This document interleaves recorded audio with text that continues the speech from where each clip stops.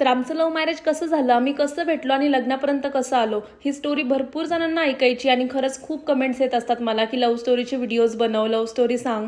तर आजपासून ना मी तुम्हाला छोट्या छोट्या पार्ट्समध्ये माझी लव्ह स्टोरी सांगणार आहे आणि त्याचा हा डे 1 आहे. ओके, तर मी स्टार्ट करते. मी अहिल्यानगरमध्ये राहते आणि इथे ना माझी एक फ्रेंड आहे आणि तिचे हसबंड यांचे फ्रेंड होते. म्हणजे आमची अशी कॉमन फ्रेंडशिप निघाली आणि माझी फ्रेंड म्हणल्यावर माझं सारखं येणं जाणं चालूच तिथे. आणि आम्ही असंच ना टाइमपास मायक्रोनच्या वस्तू बनवायचो. मायक्रोन एक धागा असतो आणि त्याच्या वेगवेगळ्या ना शोपीसच्या वस्तू बनवत असतात. तर आम्ही टाइमपास असंच बनवताना ना एक दिवस माझ्या फ्रेंडचे जे हसबंड आहेत ते यांना घेऊन तिथं आले आणि त्यांचा आता फ्रेंड होता म्हणून नॉर्मली त्यांना घरी आणलं होतं चहा घेण्यासाठी. आणि तेव्हाच आम्ही एकमेकांना फर्स्ट टाइम बघितलं होतं. बाहेर प्रचंड पाऊस चालू होता म्हणून पूर्ण चिखल वगैरे होता आणि यांच्या शूजला पूर्ण चिखल असताना मी माझी न्यू फ्लिप फ्लॉप घालून आले होते. तेव्हा खूप ट्रेंडिंगला होती फरवाली, सो तीच मी घेतली होती आणि त्यांनी ना आल्या आल्या माझ्या नवीन फ्लिप फ्लॉपवर पाय ठेवला, तो चिखलाचा घाणेरडा. आणि मला खूप जास्त तळतळ आली होती. तेव्हा असं वाटत होतं खूप काही बोलावं, पण त्यांच्याकडे पाहुणे म्हणून ते आले होते म्हणून मला काहीच बोलता नाही आलं.